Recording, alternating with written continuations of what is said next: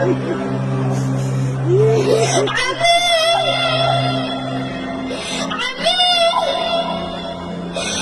لا أريد طعاما، أريد والدي الحسين.